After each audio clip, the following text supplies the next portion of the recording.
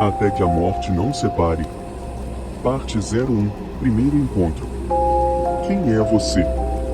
Como entrou na minha casa? Calma, mocinha. Não me chame de mocinha. Perdoe minha invasão. Eu posso explicar. Mas antes, preciso fazer uma pergunta. Dependendo da sua resposta, minha explicação será compreendida rapidamente. Por acaso, você sabe que está morta? Claro. Como eu poderia não saber? Ufa! Que ótima notícia! Tentei conversar com outros espíritos que ainda não aceitaram que estão mortos. Você não faz ideia de como é difícil dialogar com eles, são tão histéricos. Pobres coitados. Você fala como se não tivesse surtado também quando descobriu que estava morto. Claro que surtei, mas, quando eu realmente entendi que eu estava morto, não tive outra opção a não ser aceitar a situação. Gritar não me faria levantar do caixão e ter minha vida de volta. Ok. Chega de papo furado e me diz como você entrou na minha casa. Escassa. Tanto faz. Se você conseguiu entrar, significa que eu posso sair, mas até hoje, e já faz 2 anos, eu não consigo atravessar essas paredes. Eu não entendo como é que eu posso tocar o solo, mas não posso tocar os objetos. Posso atravessar as paredes de dentro da casa, mas por algum motivo, não posso atravessar as paredes que dão acesso ao lado de fora. O que significa tudo isso? Tudo bem. Tenha calma e preste muita atenção. Enquanto você estava viva, você era casada com Marlon, certo? Agora, me acompanhe até a janela e olhe lá fora. Está vendo aquela linda mulher ajudando Marlon a descarregar as malas do carro? Ela se chama Milena, e ela era minha esposa. Já faz alguns meses que Milena, minha ex-esposa, está namorando Marlon, seu ex-marido. Não é engraçado? Você e eu, mortos, transformados em espíritos, presos aos nossos antigos amores que continuam vivos. Minha esposa com o seu marido, que hilário. Ei, você está bem? Perdoe o meu tom de sarcasmo. Quer dizer que a vida após a morte é assim? Serei uma eterna voyeur presa nessa casa, observando meu ex-marido com outra? Eu não sabia que Marlon estava envolvido em um novo relacionamento. Está, e já faz alguns meses, e eu sofri muito quando descobri. Nunca imaginei que Milena pudesse amar outro homem além de mim. Mas, é muito melhor vê-la assim, feliz, do que vê-la destruída, lamentando a minha morte. Não sei se posso suportar isso. Eu cogitei a morte de Marlon todos os dias, na esperança de que pudéssemos ficar juntos novamente, e entendo que é errado eu pensar assim. Foi tão difícil quando entendi que eu estava morta, e agora, preciso juntar forças novamente para encarar isso. Uma das piores coisas no pós-vida é que o nosso corpo morre, mas os sentimentos continuam conosco, o medo, a tristeza, a dor no peito que nos assola, exatamente igual à dor que sinto nesse exato momento. Esses sentimentos poderiam desaparecer. Não é justo sofrermos em vida para depois continuarmos sofrendo na morte. Sinto tanta falta do Marlon. Como você encara isso? Você não sente ciúme? Eu senti, sim, muito ciúme quando Marlon começou a frequentar nosso apartamento. Eu tentava fugir daquele lugar, mas, assim como você, eu não podia, eu estava preso. Eu não suportava ouvir os suspiros de Milena enquanto eles se beijavam. Eu não suportava ouvir sua encantadora gargalhada quando Marlon contava alguma piada, sabendo que ela poderia estar rindo das minhas piadas caso eu ainda estivesse vivo. O que dizer então das noites sem fim em que os seus gemidos ecoavam por todos os cômodos? Eu desejava morrer, mesmo sabendo que eu já estava morto, mas eu adoraria poder morrer novamente e desaparecer. Eu gritava o mais alto que eu podia, confiante de que Milena pudesse me ouvir. Tentei fazer todo tipo de contato com ela e enlouqueci ao ponto de me inspirar no filme Ghost. E sei que pode parecer idiotice, mas, por muito tempo, tentei mover objetos, como acontecia no filme, na esperança de que um dia eu pudesse fazer contato com Milena. Não custava nada tentar, meu sofrimento era tão do que você está rindo? Perdão. Ah. Eu só não consigo parar de imaginar você tentando chutar latinhas igual ao Patrick Swayze. Muito engraçado. Estou me abrindo para você enquanto você ri da minha cara. É. Você tem razão, eu fui muito idiota. Ah. Agora eu estou envergonhado de ter contado isso. Eu agradeço por dividir isso comigo, faz muito tempo que não dou uma gargalhada. A propósito, prazer, me chamo Lígia. Eu já sei o seu nome. Eu sou Edgar. Ouvi coisas boas a seu respeito. Marlon e Milena tinham longas conversas no início do namoro e falavam muito de nós. Confesso que sempre tive curiosidade em conhecer você. Claro, se por um acaso você também fosse um espírito como eu, e fico feliz em descobrir que você é. Legal. Confesso que estou gostando da ideia de ter companhia. Mas, ainda estou curiosa, como é que você saiu do seu apartamento e veio parar aqui na minha casa? Existe uma teoria. Conheci o espírito de um velho que vivia no apartamento ao lado do nosso. Nunca nos vimos, mas, da parede da cozinha, eu podia conversar com ele, aos berros. Ele faleceu há muito tempo e era muito apegado à sua coleção de livros.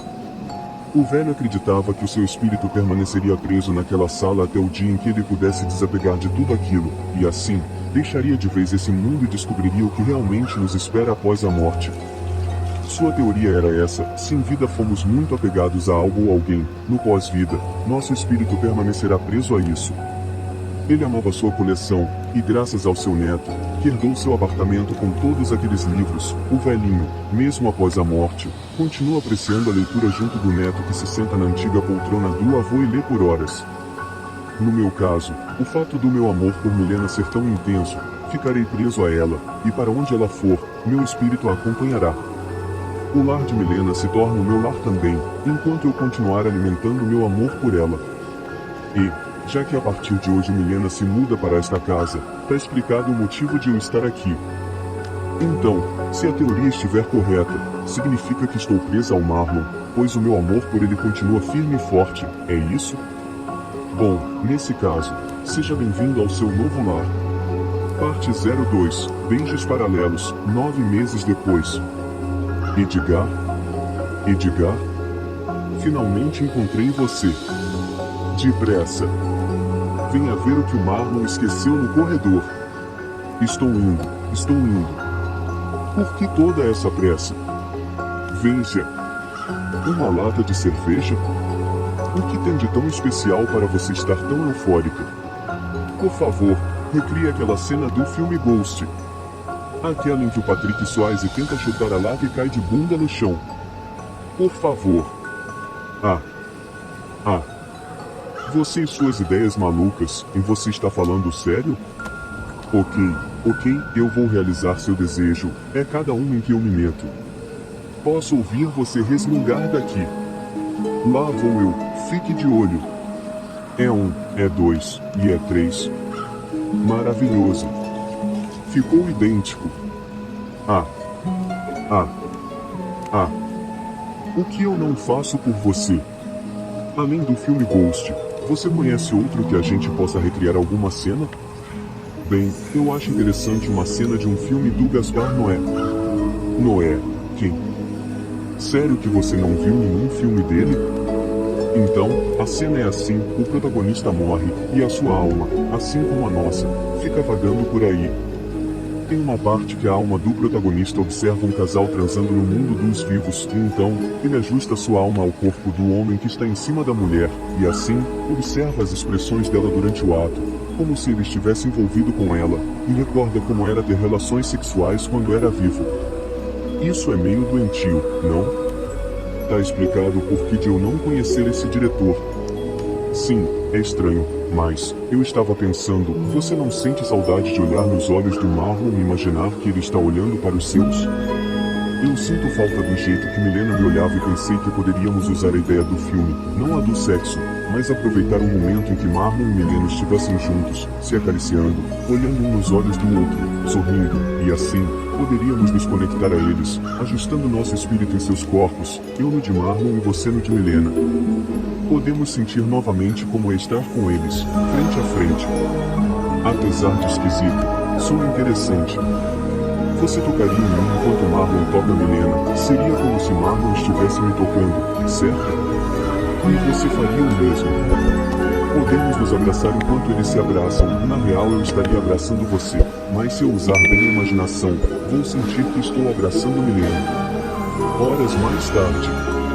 Edgar. Eles estão deitados no tapete da sala. Vamos, depressa, não sabemos quanto tempo eles vão ficar ali.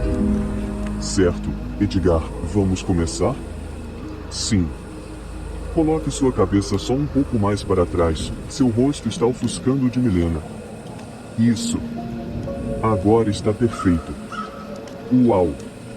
Que experiência incrível, o modo como Marlon olha para Milena é como se estivesse olhando nos meus olhos. Bem, acho que agora você pode tocar em meu rosto, veja como Marlon acaricia o rosto de Milena, você pode fazer igual? Isso. Assim. Nossa. Como é bom sentir isso de novo. Posso imitar Milena e tocar em você também? Sim, por favor. Que mão macia, como é possível mantê-la assim mesmo após a morte? Não sei, são tantos mistérios, só sei que eu ficaria aqui o dia todo. Edgar, e acho que eles vão se beijar. Oh. Então eu acho que é melhor pararmos. Não. Espera. Você não acha melhor? Lixe. O que você está fazendo? Me perdoe, venho resistindo a isso há muito tempo, e sei que você também evita me beijar. Escuta bem, lá no fundo, eu ainda sinto algo por Marlon, mas aos poucos meu sentimento por ele diminui e penso cada vez mais em você, e sei que você sente o mesmo por mim. Eu observo o modo como você me olha, o interesse que você tem em saber do meu passado e de quais seriam meus planos para o futuro caso eu ainda estivesse viva. Meses atrás, quando eu ainda era obcecada por Marlon e não parava de observá-lo, eu notava que você sentia ciúme. Sei que você também sente algo por mim, mas por algum motivo, não demonstra. Você está certa. Meu amor por Milena diminuiu muito depois que te conheci. Esses meses foram muito especiais, nos conectamos de uma forma que não sei explicar, rimos, choramos, enlouquecemos, desabafamos. Apreciei cada momento ao seu lado. É como se tivéssemos morrido um pro outro.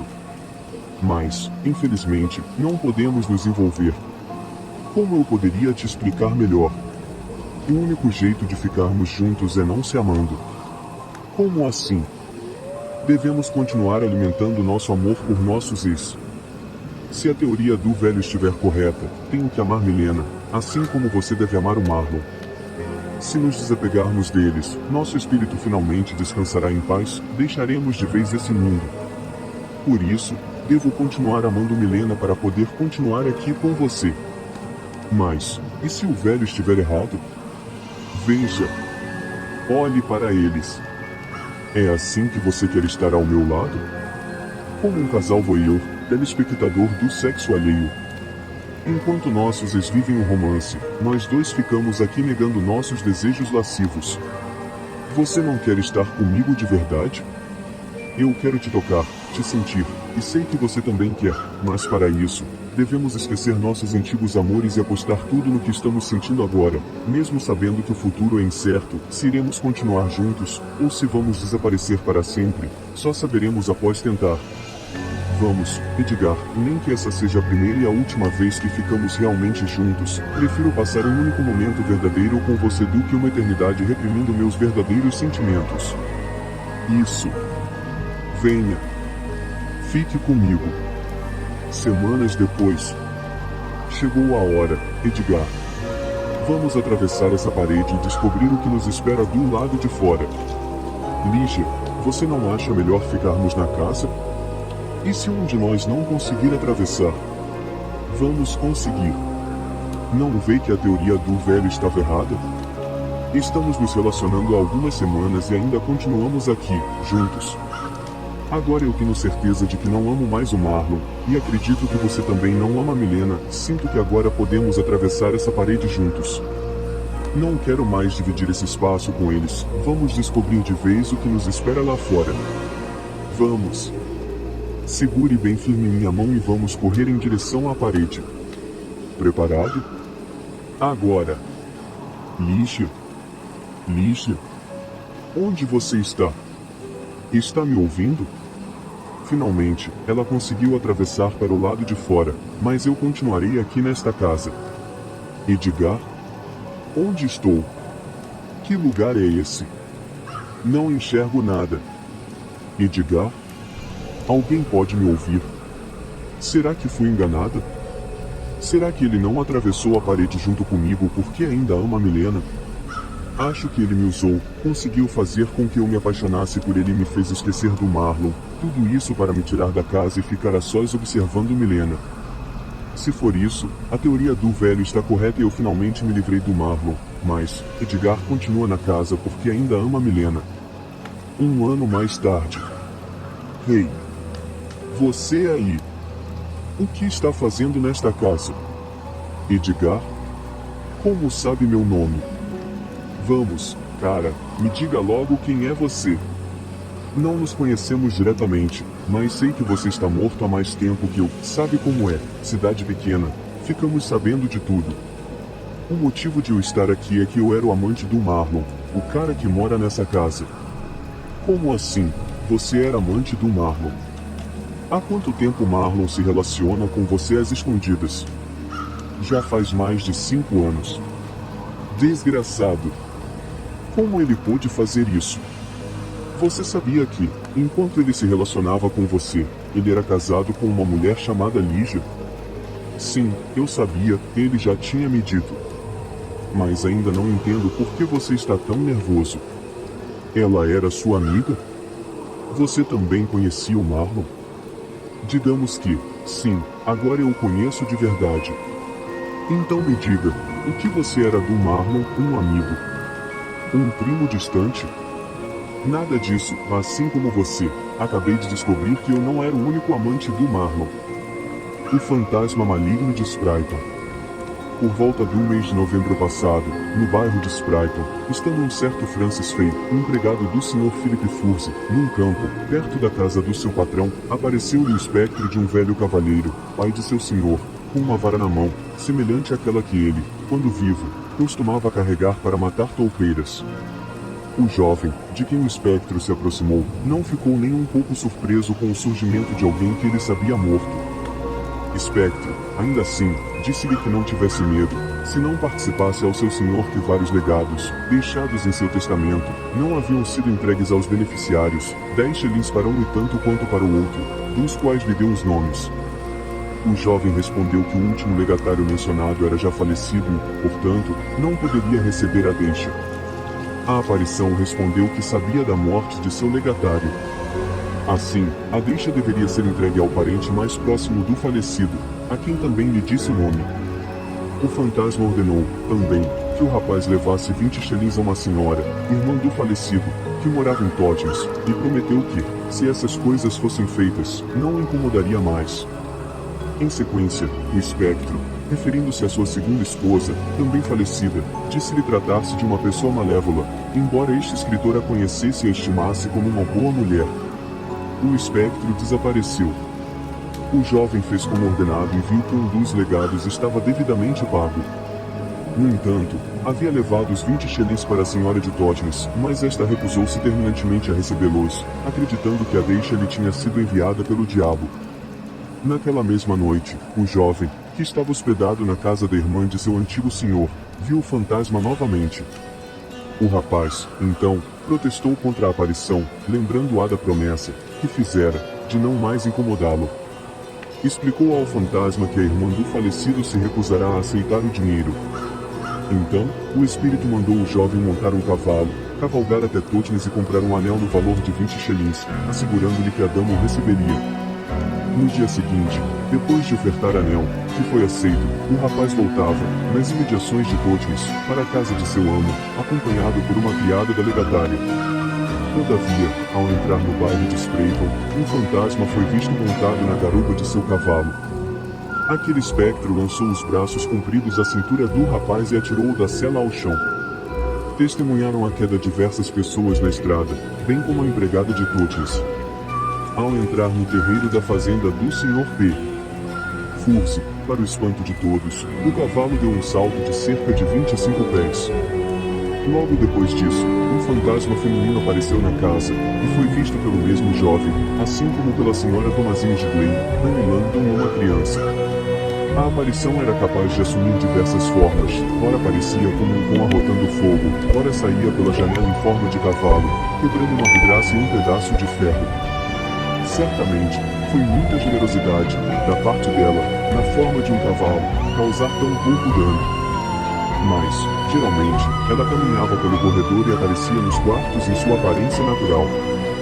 Não havia dúvida de quem era esse fantasma. O espectro do velho cavalheiro já havia sugerido que sua segunda esposa era uma mulher malévola, e poderia tornar-se bastante desagradável. Certa feita, mãos invisíveis agarraram o jovem e enfiaram a sua cabeça em um espaço estreito, entre a cabeceira da cama e a parede. Foram necessárias várias pessoas para libertá-lo. Sentindo-se oprimido e amedrontado, o jovem adoeceu tão gravemente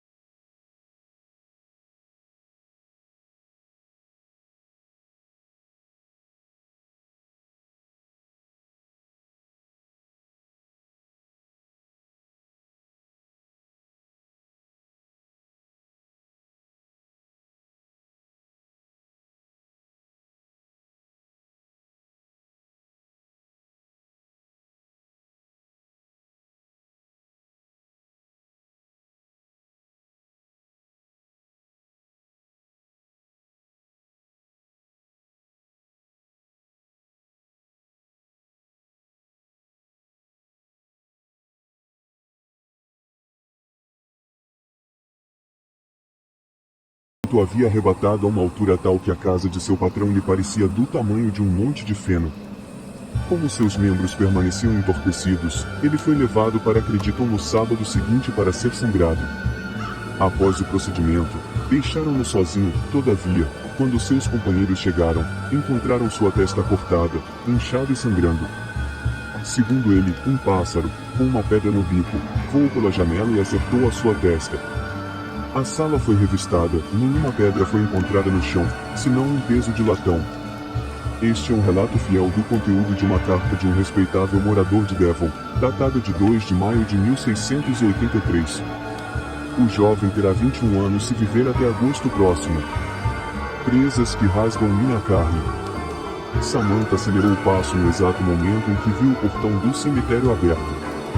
Ela não tinha outra escolha a não ser entrar naquele local macabro para fugir de seu agressor. Seu marido a perseguia ferozmente, sabendo dos danos que sofreria. Samantha não hesitou em se esconder na escuridão daquele lugar fúnebre. Permeada pelo sono eterno dos mortos, sentindo o calafrio percorrendo todo o seu corpo marcado pela violência, a pobre vítima refletiu que, por mais assustador que aquele lugar demonstrava ser, não era mais assustador que a vida fora dali. Era muito melhor estar entre os mortos naquela madrugada fria. Um grande jazigo velho de grades enferrujadas chamou a atenção de Samantha. Ali seria o local de seu refúgio. Com facilidade ela abriu as grades, sentindo a ferrugem úmida grudar em suas mãos, e em silêncio imóvel, ela se camuflou entre as velhas coroas de flores que estavam ali dentro. O agressor parou bem próximo ao jazigo onde Samantha estava escondida, movendo sua cabeça para todos os lados à procura de sua esposa. Ele estava sedento por abusos físicos, praticá-los deixava aquele ser desprezível com uma enorme sensação de poder, em êxtase profundo. Tristes lembranças se apoderaram da mente de Samantha naquele momento, todos os abusos que sofrerá no passado, e os do momento presente, passavam como um filme em sua mente dilacerada, fazendo com que ela não pudesse segurar as lágrimas, desabando em um choro alto o suficiente que poderia ser ouvido do outro lado do cemitério. A gargalhada de seu marido era maléfica e demonstrava toda a euforia que ele sentiu ao encontrar o local onde ela estava escondida. Samantha, em estado de choque, apenas pôde observar seu marido tentando abrir aquelas grades, quando de repente, um vulto surgiu do nada e arremessou o algoz para longe do jazigo, fazendo com que ele batesse a cabeça vigorosamente em uma das lápides, deixando-o desacordado. Samantha agora tinha duas preocupações, seu marido e aquele ser obscuro. O limitado brilho da lua era suficiente para ela notar que aquele vulto era na verdade um homem, vestido de preto, de rosto muito pálido e lábios rubros. Aquele ser se aproximou do marido desfalecido de Samantha, e então, do bolso de seu sobretudo ele tirou uma bolsa de sangue. Samantha achou aquilo muito estranho e tentou inclinar seu corpo, buscando uma visão melhor para entender o que o homem de preto pretendia fazer com seu marido. Um barulho vindo do jazigo fez com que aquele homem, fugazmente, corresse para o esconderijo de Samantha e arrancasse, com apenas um braço, aquelas grades enferrujadas, encontrando a moça assustada, juntando os cacos do vaso de flores que ela tinha derrubado. "Por favor, não me mate!" suplicou Samantha, por mais que eu tenha me sentido morta durante todos esses anos ao lado daquele homem, e que a vida que eu vivo hoje, que é uma vida que está acabando com a minha própria vida, eu sinto que as coisas vão melhorar. Eu acredito e preciso de uma segunda chance. Samantha segurou a mão gelada daquele homem assim que ele estendeu para ajudá-la a se levantar.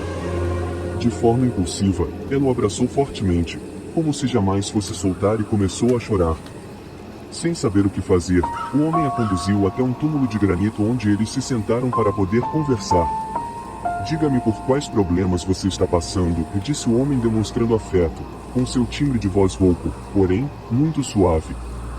"Há muito o que dizer, mas se me permite resumir, sofro horrores nas mãos desse carrasco." "É isso que ele é", e Samantha apontava furiosa o dedo para seu marido estirado no chão. "Eu sofri por muitos anos, e eu não posso mais suportar esse tipo de horror em minha vida." Samantha abriu seu coração para aquele estranho, aproveitando a única oportunidade que ela tinha de poder relatar para alguém os terríveis fatos de seu relacionamento abusivo.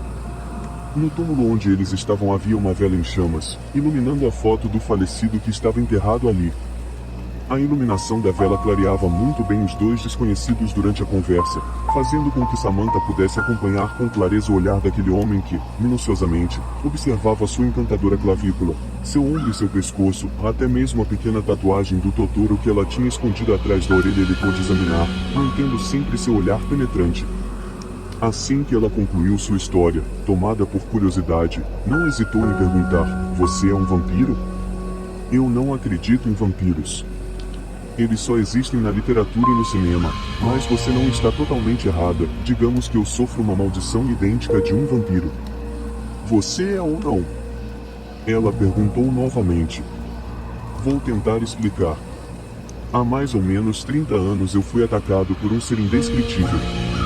Naquela mesma noite eu acordei em um beco, sentindo uma fome imensa como eu nunca senti antes. A fome era tanta que revirei latas de lixo à procura de algo para saciar a fome. Um morador de rua despertou e reclamou do barulho que eu fazia, e em questão de segundos, sem entender muito bem o que estava acontecendo, eu me vi em cima daquele pobre homem, observando seu pescoço barbudo derramando muito sangue. Em seguida, senti gosto de sangue em minha boca. Era um gosto horrível que foi se modificando e ficando cada vez mais agradável ao meu paladar. Minha fome cessou naquele instante. Senti-me extremamente satisfeito. O sol começava a surgir, e o pouco daquela claridade que ainda estava se formando me incomodava muito, deixando-me desorientado, com a visão embaçada e a pele em estado de formigamento intenso. Sem pensar muito levantei a tampa de um bueiro e me escondi no esgoto, permanecendo ali até o próximo anoitecer. Como você pôde notar nesse meu relato,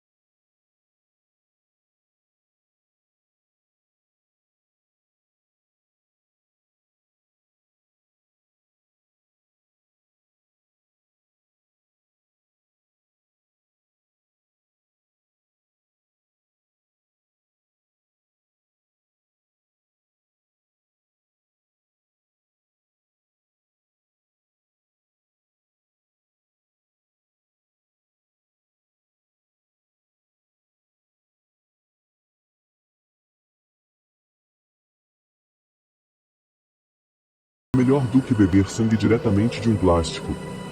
Surpreende-me toda essa sua criatividade, mas devo dizer que isso é muito nojento. O marido de Samantha continuava desacordado enquanto ela se envolvia em uma conversa intensa com um vampiro. Eles permaneceram cerca de 80 minutos sentados naquele túmulo, falando sobre diversos assuntos, regados por muitos sorrisos, entusiasmo, conexão e excitação. A cada minuto que passava eles se sentiam mais íntimos, e durante o bate-papo, Samantha fez um pedido inusitado. Quero ser igual a você. Se você me mordesse, poderia. Não me peça uma coisa dessas. Já disse, não temos certeza de que sou um vampiro e eu poderia te matar. Nenhuma das pessoas que eu suguei o sangue se transformou. Você é um chupador de cadáver. É claro que eles não vão se transformar, estão mortos. E as pessoas que você matou no passado só não se transformaram porque você não deu seu sangue para elas beberem. É assim que se transforma alguém em vampiro. Dá para você parar de achar que sou um vampiro? O clima começou a ficar tenso. Samantha apanhou um punhado de rosas que estavam dentro de um vaso de flores, e com os espinhos, começou a arranhar toda sua clavícula e pescoço, fazendo pequenas gotículas de sangue surgirem em sua pele, deixando o estranho homem afobado. Ele avançou para cima de Samantha, cedendo aos desejos da mulher, mas ainda assim, contendo-se para não mordê-la. Samantha se deitou no túmulo, trazendo consigo aquele homem junto ao seu corpo. Beijaram-se, acariciaram-se e começaram a se despir. Ela tirou o sobretudo do homem e em seguida começou a puxar sua camiseta. Ele desabotoava com rapidez todos os botões da camisa xadrez de Samantha. Quando o homem viu toda a nudez da parte superior de seu corpo, desde seu umbigo, seios e até a clavícula com pequenas marcas vermelhas, causadas pelos arranhões dos espinhos, aquele homem aos poucos ia sentindo uma imensa vontade de provar o gosto de Samantha.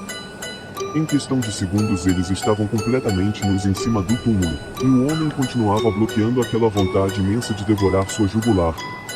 Enfim, ele pôde sentir Samantha, deslizando com facilidade para dentro dela, apreciando seus tímidos gemidos, seu cheiro, todas as linhas que compunham seu corpo e admirando todos os seus detalhes, desde as pintinhas espalhadas em sua pele, até as estrias na lateral de suas coxas, onde ele deslizava suas mãos e se encantava com toda a naturalidade daquele corpo feminino. O único detalhe que ele não podia admirar, e que não era natural de seu corpo, eram os hematomas impostos por seu marido. Aquela era a primeira vez que Samantha se deitava com outro homem que não fosse o seu marido. Ela nunca teve nenhum outro tipo de experiência, e naquele momento se sentiu livre para poder explorar todas as suas fantasias, pois sempre precisou manter para si mesmo os seus fetiches, por serem altamente obscenos e vulgares aos olhos do marido. Ela não era mais a submissa, ela podia comandar também aquele momento a dois, podia conduzir o ato e ficar por cima quando bem entendesse, e os dois se entendiam e desfrutavam de todo aquele prazer compartilhado. O sexo foi ficando cada vez mais intenso, fazendo com que os dois caíssem em uma cova de terra que estava ao lado do túmulo de granito. Continuaram o ato ali mesmo, sem nem se importar com a terra da cova que se espalhava para todos os lados. Samantha olhava fixamente para o homem e de vez em quando soltava um morda-me. Ela não iria ficar satisfeita enquanto ele não a mordesse. Era o que ela mais queria naquela noite. A lascívia daquele homem era tremenda e ele já não podia mais controlar seus instintos. Samantha foi mordida. O sangue escorria quente de seu pescoço indo de encontro com a terra frígida daquela cova. Ela não esperava que aquilo pudesse ser tão doloroso, e por um instante, quase se arrependeu. A sensação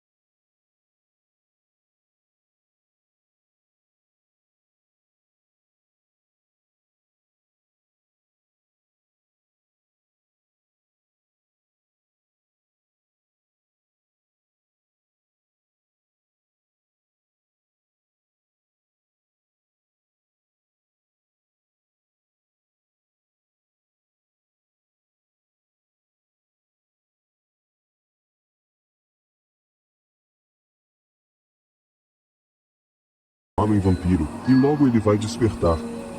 De dentro do túmulo, Samantha observava seu marido agonizando entre as lápides, prestes a se transformar em um vampiro. Então, um enorme sorriso se formou no rosto dela. Samantha se virou e disse para o vampiro que também estava observando a transformação de seu marido: "Você tinha curiosidade em saber se seu corpo entraria em combustão com a luz do sol, certo? Então, aprecie o espetáculo." Travessuras ou travessuras. É noite de Halloween no cemitério. Abóboras decoram os túmulos e velas roxas derretem nos jazigos. Os defuntos saem de suas sepulturas, e as fúnebres criancinhas, com suas sacolinhas, pedem doces de cova em cova, gostosuras ou travessuras. Toda noite de 31 de outubro, à meia-noite, após o coveiro Tavares deixar o cemitério para curtir o famoso baile horripilante dos idosos, a festa nefasta se inicia entre os túmulos. A frase "descanse em paz", perpetuada nas lápides, deveria ser substituída para "descanse em paz" em até a noite de Halloween, pois nesta data, os falecidos voltam à superfície para uma noite de curtição, dança com esqueletos, bebedeira, histórias assustadoras de como morreram em sinistras orgias. As criancinhas pútridas e inocentes usam máscaras durante essa noite, mesmo sabendo que seus próprios rostos já são assustadores. Coitadinhas. Elas vagueiam pelo cemitério, pulando e cantando o Silver Shamrock, parando em frente às covas e abrindo suas sacolinhas para que os defuntos depositem doces roubados da cantina do velório. De longe, o pai cadavérico de uma garotinha grita: "Filha, não se esqueça de passar no boteco dos Souls, quero dizer, na cova do Souza. Ele tem alguns doces para mim. Mas, não se esqueça que os doces do Coffin Souza são para os adultos." O pai aguarda o retorno da filha que trará doces de licor. Enquanto isso, ele flerta com uma aberração que se esconde atrás das árvores, linda e aos seus olhos. Uma discussão se inicia sobre qual filme eles iriam assistir. Os defuntos sempre invadem o aposento do coveiro Tavares, que mora ali mesmo no cemitério e, além de roubarem suas bebidas, vasculham suas fitas VHS em busca de algo assustador para assistirem. Ninguém queria rever o monstro legume do espaço, queriam algo inédito, e foi aí que um dos defuntos sugeriu um documentário. Todos torceram o nariz, afinal, quem iria querer ver um documentário na noite de Halloween? Mas foram convencidos de que o documentário A Poluição dos Mares e Oceanos era capaz de produzir danos terríveis nas mentes dos falecidos. Tenham uma ótima sessão, cambada de presuntos. Agora, vamos falar do finado Paulo Bloch. Em meio à festança, um dos defuntos perguntou onde estava o Paulo Bloch. Todos olharam ao redor, procurando o sujeito. Então, um cadáver brutamonte berrou: "O Paulo Bloch eu deletei faz tempo. Ele não participará da nossa festa. Passei uma corrente em seu túmulo para que ele não pudesse sair." Aquele canalha passa dos limites em todas as festas de Halloween, sempre troca os nomes e as fotos dos nossos túmulos. Uma vez eu saí da minha cova com o nome Melissa cravado na minha lápide, e pior, ele colocou a foto da caduca no lugar da minha. Sempre que ele se junta ao Coffin Souls e fica de fogo de tanta cajibrina, surta pelo cemitério, inverte todas as cruzes e brinca com nossos caixões, deslizando o morro no fim do cemitério como se os nossos caixões fossem feitos para escorregar. Aquele cadáver cachaceiro, profanador de sepulturas. Todos concordaram que uma festa sem o Paulo Bloch seria muito melhor. Enquanto isso, o velho Tavares, o coveiro esquisitão, bailava com algumas senhoras em uma festa não muito longe do cemitério. Todo ano ele recebia elogios pela sua fantasia, mas o que ninguém sabia era que ele não usava fantasia. Tavares tinha o rosto cadavérico, falhas nos poucos fios de cabelo em sua cabeça e era todo travado ao se mover, lembrando uma múmia ambulante. O coitado já foi até confundido com um defunto, no dia em que ele comeu água como se não houvesse amanhã, caindo em um sono extremamente profundo, dormindo dentro de um caixão na salinha do velório. A nova funcionária que cuidava da limpeza entrou na salinha, averiguando se o local estava em ordem, pois ela sabia que naquele dia alguém seria velado ali dentro. Com seu olhar penoso, a mulher encara o coveiro Tavares por alguns segundos, examinando aquela aparência cadavérica dentro do caixão, acreditando que ele era mesmo um defunto e, vendo seu nariz escorrer, tirou um pedaço de algodão do seu bolso e enfiou dentro do nariz do pseudo-cadáver. E então, subitamente, o velhote acorda de um pesadelo, levanta do caixão e grita: "Da minha pacuera!" Expelindo o pedaço de algodão úmido no rosto da moça, fazendo com que a coitada, escandalosamente, fugisse para longe sem nunca mais voltar. Voltamos ao cemitério. As criancinhas se divertem muito enquanto seus pais assistem ao tal documentário macabro. Sil. Rei, garoto. Tira essa corrente daqui. O tio Blob ficou preso, e mais, a diversão cinematográfica não duraria muito, pois o profano Paulo Blob se libertara do fúnebre Chilindró em busca de vingança. Ele estava livre, graças ao garotinho que soltou as correntes. Os olhos cozidos de Blob pareciam arder na escuridão, e ele só pensava em uma coisa: se vingar do Zeberg por ter excluído da festa de Halloween. Uma garotinha entrou no meio da sessão de poluição dos mares e oceanos, exibindo sua sacolinha com muitos doces, feliz da vida ou da morte, pois nunca tinha pego tantos doces como naquela noite. Seu pai, o Zeberg, sereno e feliz pela conquista da filha, indagou como ela conseguirá tantos doces assim, e a defuntinha respondeu: o globinho me ajudou, papai. Naquele momento, Zeberg entrou em desespero sabendo que o profanador de sepulturas havia escapado de seu túmulo. Paulo Blob dava início às suas travessuras. Pela janela do quarto do coveiro Tavares, lugar onde os defuntos assistiam ao documentário, eles olhavam para fora, observando o Blob parado entre as lápides. O cemitério estava mais macabro do que nunca, todas as cruzes já estavam invertidas e ardendo em chamas. À esquerda, um amontoado de caixões formava uma fogueira que começava a queimar. Eram os caixões de todos os defuntos que estavam no quarto do coveiro. Blob cambaleava segurando uma das garrafas de vodka que pertencia ao coveiro, pronunciando um mar de insultos contra todos os defuntos. Em menos de uma hora o sol iria nascer e os mortos precisavam voltar para as suas covas, pois o coveiro Tavares chegaria a qualquer momento, e a festa dos defuntos, que acontecia todo ano, acabaria de vez caso o coveiro descobrisse o segredinho dos pútridos festeiros. Todos correram direto para as covas, e nem se importaram com a bagunça que haviam deixado no cômodo do coveiro. Em meio à correria, Blob conseguiu impedir Zeberg de sair do quarto. Tavares retornou para o cemitério, e não estava só, veio acompanhado de uma senhora que traçava suas pernas com as dele, bêbada que só, a parceira perfeita do coveiro. Zeberg se escondeu assim que o coveiro entrou no quarto, e observou a senhora entrando no banheiro enquanto Tavares caía no chão debaixo. Ao sair do banheiro, a senhorinha abre caminho até Zeberg e o confunde com Tavares, afinal, ela estava bêbada e o ambiente era escuro, e claro, era impossível distinguir um defunto do coveiro Tavares, mesmo para alguém sóbrio. Ela alisa o peitoral do defunto sem notar que aquele pedaço de carne estava frio e úmido. Meu coveiro gostosão. Por que está tão quieto? Naquele momento, a senhora pegou na mão do defunto e o arrastou para fora do quarto, dando longos passos entre as lápides, perguntando se ele já fez coisas devassas naquele local. Enérgica, ela jogou o coitado do Zeberg em cima de um túmulo, e enquanto isso, Blob ria sem parar escondido atrás de uma árvore. Deitado naquele cimentado enfeitado por coroa de flores e olhando para o céu, Zeberg percebe que o sol já vinha vindo, e que o Paulo Blob havia sumido, e que a senhora havia dormido. Ele empurrou a amante do coveiro para o lado e correu direto para sua cova, resmungando pelo caminho que aquela foi a pior noite de Halloween da sua vida, e que o Paulo Blob pagaria muito caro por aquilo. O sentimento de vingança tomou posse do corpo do defunto ao ver Blob entrando em seu túmulo, fugindo do sol que estava prestes a iluminar o cemitério. Antes de voltar para sua cova, Zeberg foi até o túmulo de Blob e o prendeu mais uma vez, passando diversas correntes para que ele jamais saísse de lá.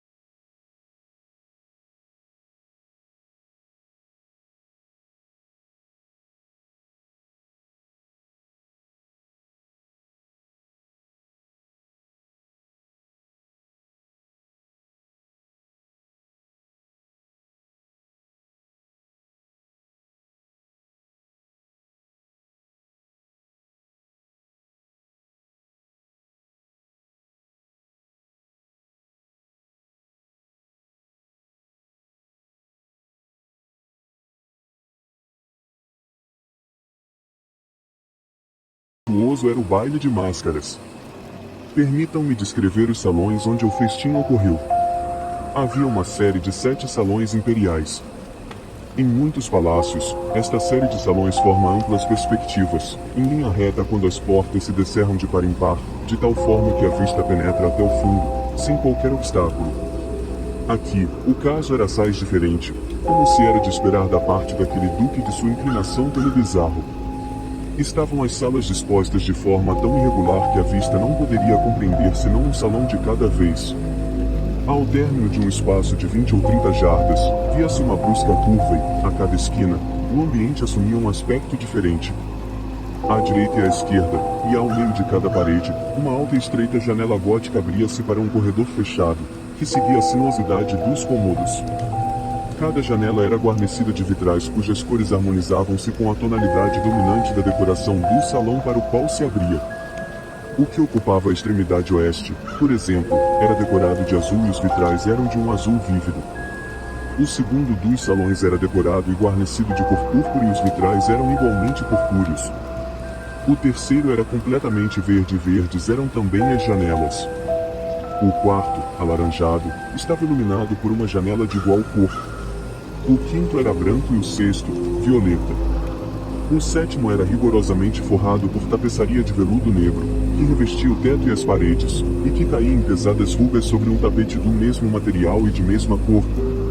Mas, neste salão, a cor dos vitrais não correspondia ao da decoração, os vitrais eram escarlates, de uma tonalidade intensa de sangue. Ora, em nenhuma daquelas salas se viam lâmpadas ou candelabros em meio à profusão de adornos em ouro, que se espalhavam em todos os cantos, ou se dependuravam ao teto. Não havia lâmpadas ou velas. Luz alguma dessa natureza emanava na sequência de salas. Porém, nos corredores que as envolviam, exatamente em frente de cada janela, elevava-se uma pesada trípode com um braseiro, a projetar seus raios através dos vitrais coloridos, iluminando deslumbrantemente a sala. Perfazia-se uma miríade de formas cambiantes e fantásticas. Mas, na sala voltada ao poente, na câmara negra, a claridade do braseiro, que se refletia sobre as negras tapeçarias, através dos vitrais sangrentos, era sobremodo sinistra e incidia sobre as faces dos imprudentes que ali entravam, conferindo-lhes um aspecto de tal forma estranho que muitos poucos dançarinos se sentiam com suficiente coragem para penetrar no recinto. Também nesse salão se erguia, amparado no muro oriental, um gigantesco carrilhão de ébano. Seu pêndulo oscilava com um tic-tac surdo, pesado, monótono, e quando os ponteiros dos minutos haviam percorrido todo o seu círculo, e a hora se completava, provinha dos pulmões de bronze um som claro, estrepitoso, profundo e extraordinariamente musical, mas de um timbre tão regular que, de hora em hora, os músicos da orquestra eram obrigados a interromper por alguns segundos a execução, para escutar a música das horas, e os dançarinos cessavam, à força, as suas evoluções. Uma momentânea perturbação graçava aquela multidão alegre, enquanto soava o carrilhão, era possível notar que até os mais arrojados empalideciam e os de maior idade e reflexão passavam a mão à fronte, como se abandonados a uma meditação confusa ou a um devaneio. E, mal se dissipava o eco das horas, circulava no ambiente leves risadas. Os músicos olhavam uns aos outros e se riam dos próprios nervos e da própria loucura, e juravam, em voz baixa, que, da próxima vez em que soasse o carrilhão, não sentiriam o mesmo desconforto. Mas, no entanto, quando decorridos os 60 minutos da hora desaparecida, que continha os 3.600 segundos, quando irrompia uma nova batida do relógio fatal, reproduzia-se o mesmo estremecimento, os mesmos calafrios e os mesmos devaneios febris. Apesar disto, a orgia continuava alegre e magnífica. O gosto do duque era especialmente singular. Tinha a vista apurada para as cores e aos efeitos que estas produziam. Desdenhava dos gostos da moda. Seus planos eram temerários e selvagens e suas concepções brilhavam com um bárbaro esplendor. Alguns o julgavam louco. Mas os seus cortesãos sabiam que não. Todavia, era preciso vê-lo, tocá-lo, para assegurarem-se de que ele não estava de fato ensandecido. Para esse baile, havia o príncipe se ocupado, pessoalmente, da decoração do mobiliário das salas e foi o seu gosto pessoal que elegera o estilo das máscaras. Dúvidas não pode haver de que eram concepções grotescas. Tudo era deslumbrante e brilhante. Havia coisas chocantes, fantásticas, muito do que depois foi visto no Hernani. Havia figuras arabescas, com membros e adornos desconformes, fantasias delirantes como a loucura. Havia muito de belo, de licencioso, de bizarro, algo de terrível e não pouco do que produzia repugnância. Era como se uma miríade de sonhos deslizasse de um lado para o outro nas 7 salas. E tais sonhos se contorciam em todos os sentidos, tomando a cor dos salões, fazendo com que a estranha música da orquestra parecesse o eco de seus próprios passos. Mas logo soava o relógio de ébano no salão dos veludos. Então, por um momento, tudo se detinha, tudo emudecia, salvo o ecoar do relógio. Tudo se congelava em suas posturas. Mas os ecos do carrilhão se desvaneceram, não duraram senão um momento, e, mal se extinguiram, as gargalhadas, mal reprimidas, ecoavam por todos os cantos. E a música voltava a tocar, reavivando os sonhos, aqui e ali os dançarinos retomavam as evoluções, mais alegre do que nunca, refletindo a cor dos vitrais atrás dos quais fluíam os raios do braseiro. Porém, no salão do extremo ocidental, não havia máscara alguma que se atrevesse a penetrar, porque a noite declinava.